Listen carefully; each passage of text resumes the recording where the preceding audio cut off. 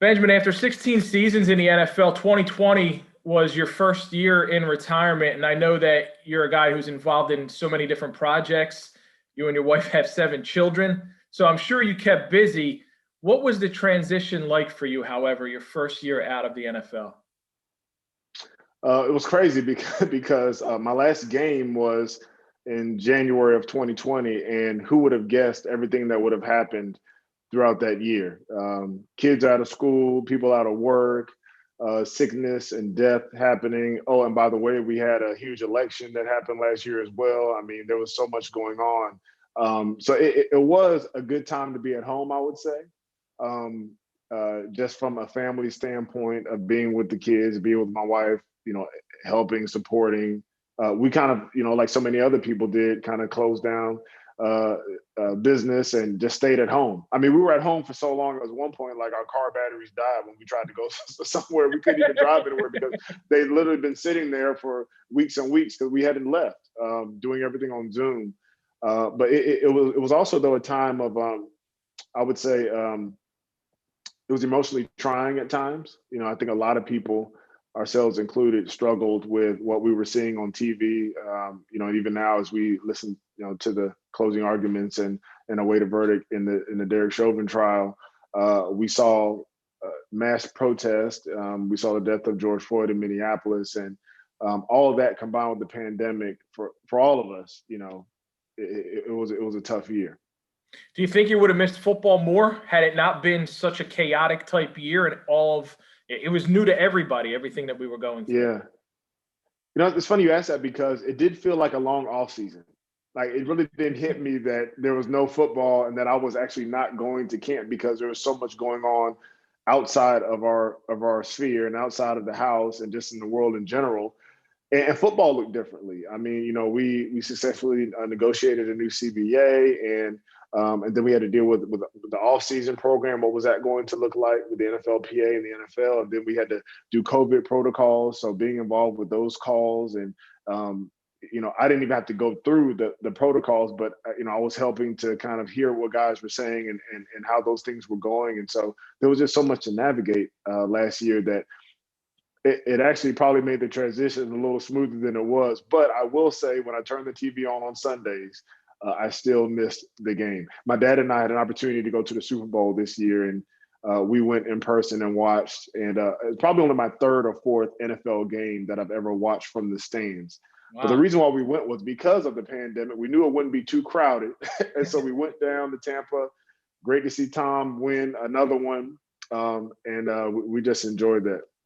Well, speaking of Tom winning another one, you played several years with him. You played several years with Drew Brees in New Orleans. What are the similarities between those two guys? Excellence.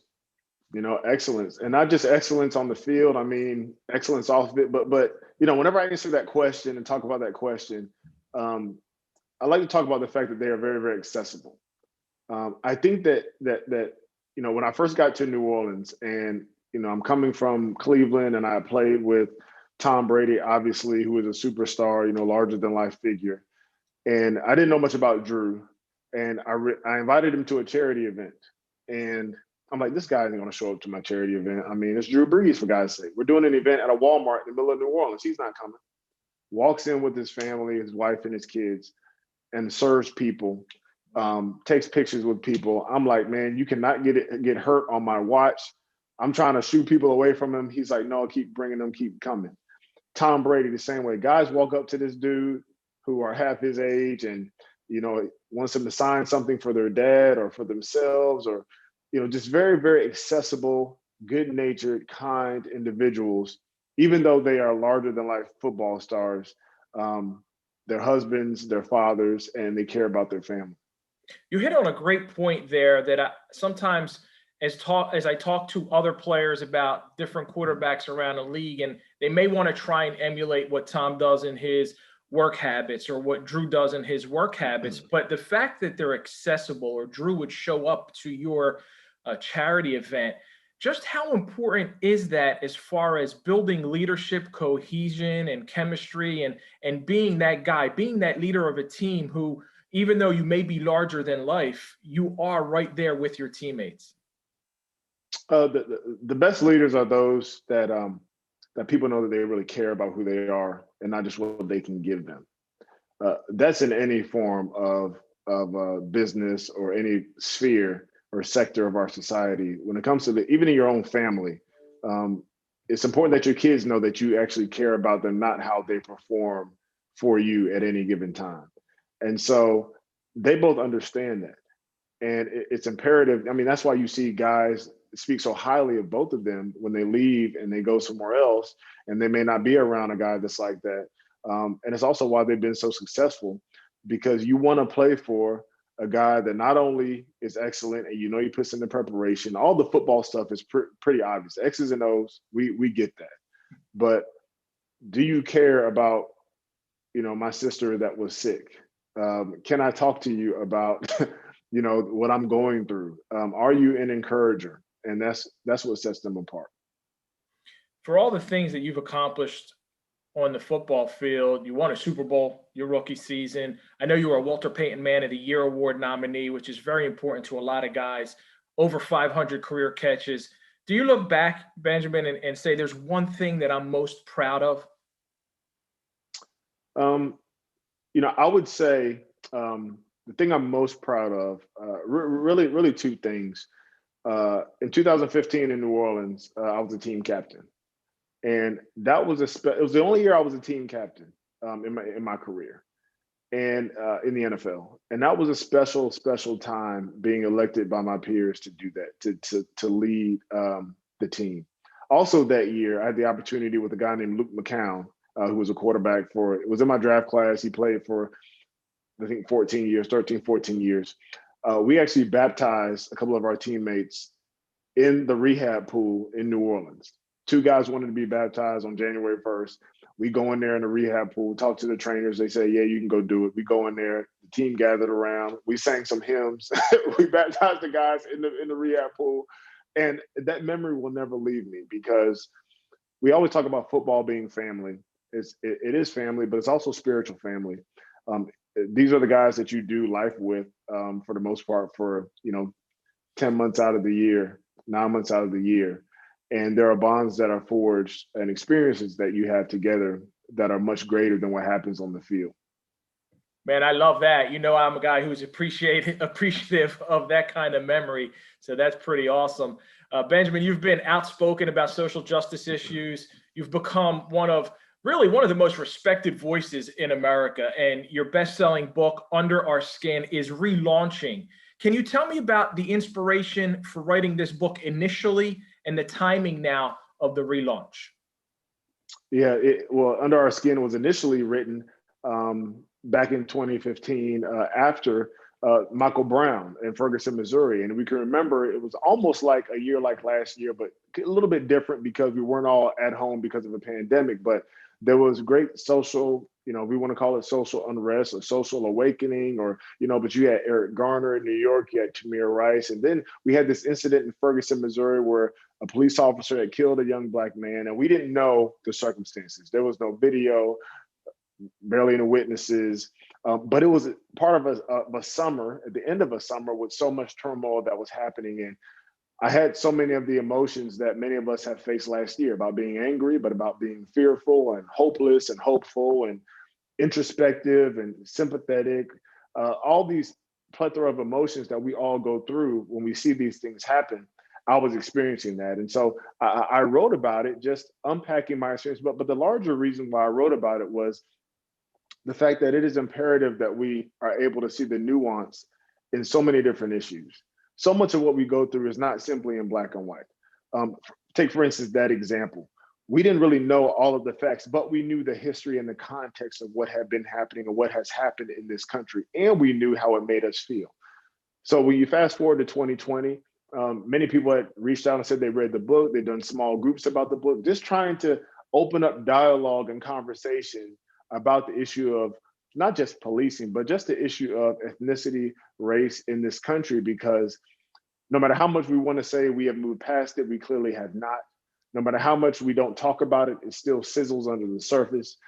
No matter how much we deny its existence, it's something that we face and that we must deal with and we must confront. But what I wanted to write was a tool for individuals, organizations, groups to use to open up the lines of communication for people of all backgrounds, and not just ethnic backgrounds, but political backgrounds, economic backgrounds, to enter into this most important conversation.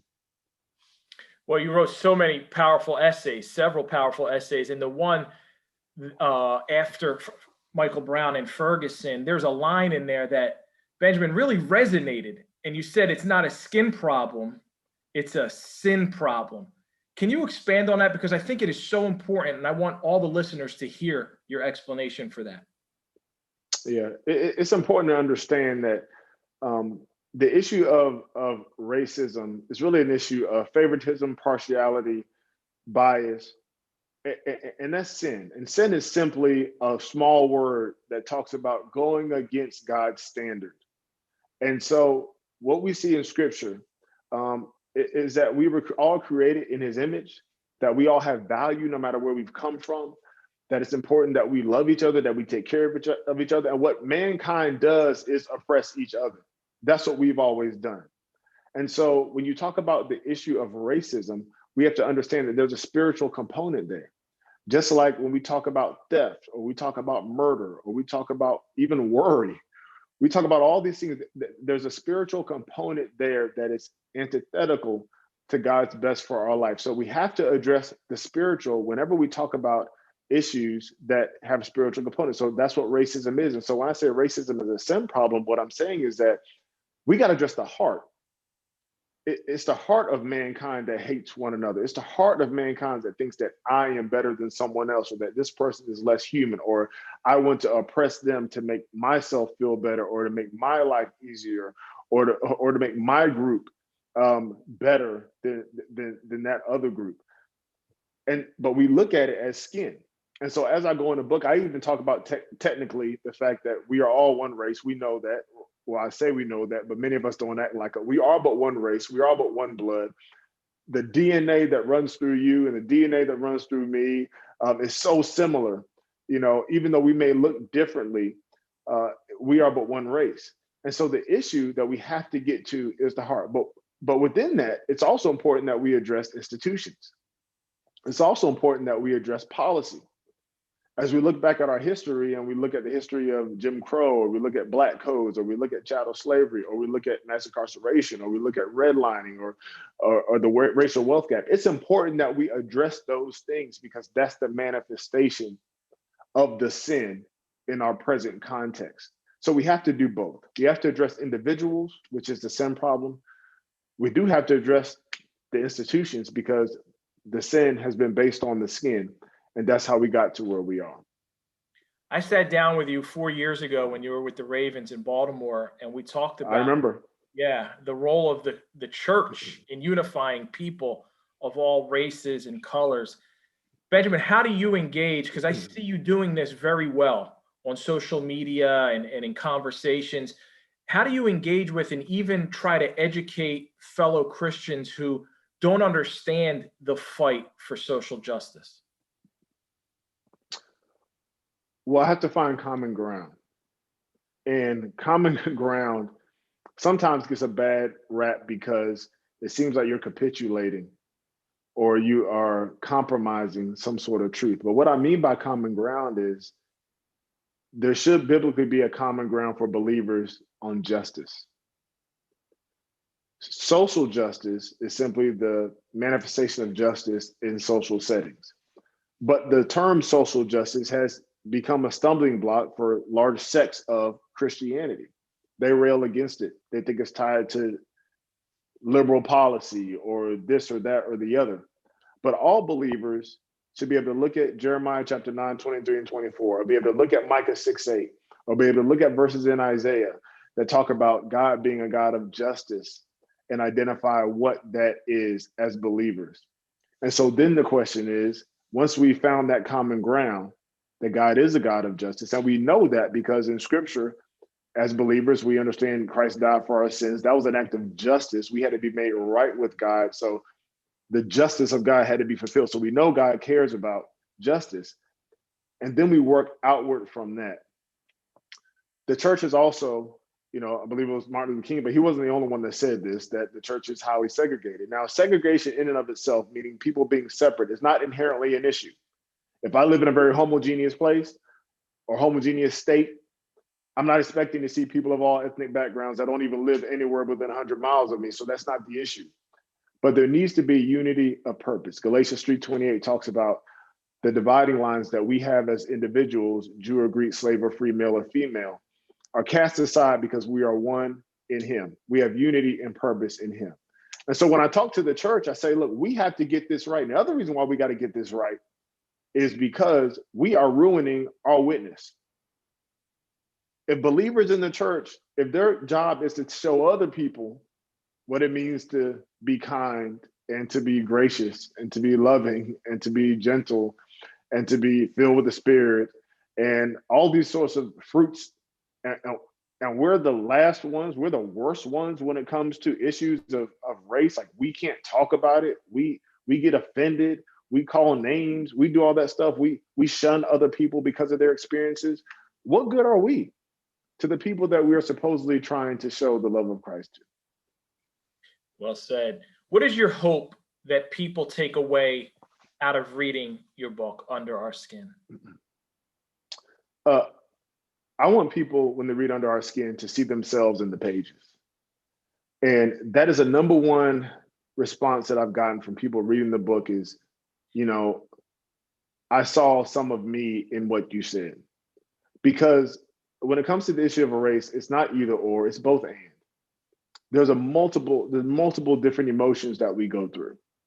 None of these issues, what Satan wants to do, he wants to paint issues like Michael Brown and Officer Wilson, or paint issues like, even in George Floyd and Derek Chauvin. He wants to paint some of these issues in such stark black and white terms that create tribalism that don't allow us to connect.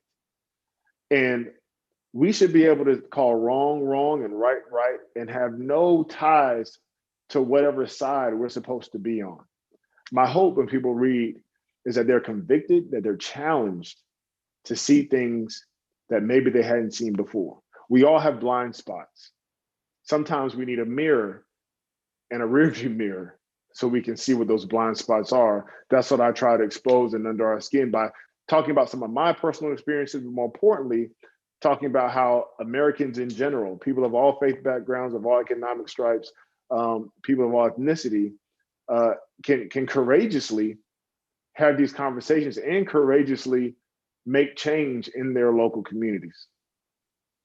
Benjamin, how do you feel about the way the NFL has handled the social justice issues and why it took a few years for them to embrace it after Colin Kaepernick started the fight? And last year, we know that Commissioner Goodell apologized and said, we wish we would have heard you sooner. How do you feel that the NFL has handled it from the start and the improvements that they have made? I think good can be done no matter when you enter into the race. I do believe, however, that the NFL, like any other business, their main job is revenue, and their main job is to, make fan experiences and make fans feel comfortable. And so, when it comes to these types of issues, they are going to be late to the party sometimes. But that does not mean that the things that they are doing now with the awareness campaigns, with funding for specific initiatives, it doesn't mean that those things are for naught. Those things can be greatly effective and are being greatly effective. But the frustration came because it took so long.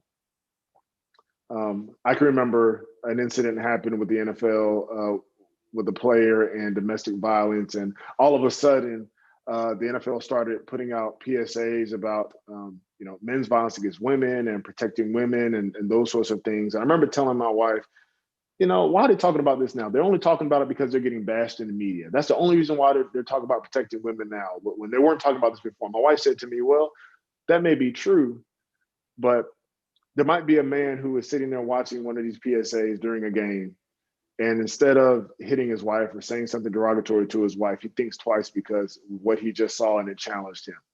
And so good can come from being late, but we all wish that there was more initiative in the very beginning. And not the very beginning, because look, these things have been happening since since the first player was drafted. Like, this is a long continuum of a fight that has been waged inside the NFL, but also outside of the NFL in culture by different players. This is not something that just started, but it is good to see many in the front offices and the different clubs and the owners being educated and being more aware and more active when it comes to creating the justice that we talk about. Your wife made a smart point talking to you about that. And I know that you guys together, you and Kirsten, are doing a podcast, Why or Why Not with the Watsons. Tell me a little bit about that. What was your reasoning behind starting that, and what it's like, what kind of lessons, what kind of conversations do you guys share on there? Well, that was a product of COVID. We were sitting around, stuck in the house, and we said, let's start recording a podcast. And so, Why or Why Not with the Watsons is available on Spotify, Apple, all the podcast platforms. But basically, I'm why, because I'm the more analytical person, finance guy.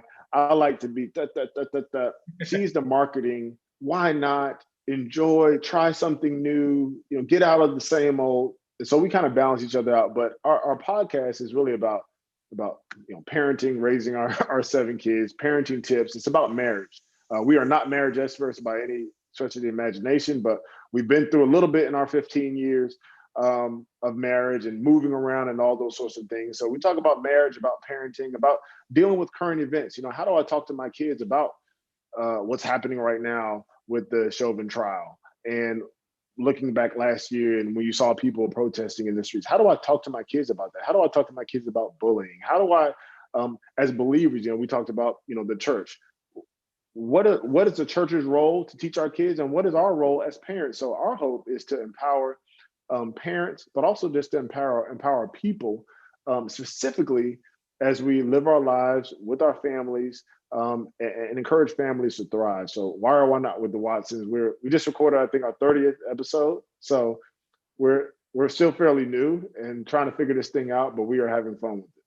Well, as you and I are having this conversation, I see right behind you, Be the Light is in a frame. And it just reminds me, obviously, of Matthew 5:16 and shine your light on others so they can see. And I know that is something that you guys are living out, and I appreciate that about you. One more thing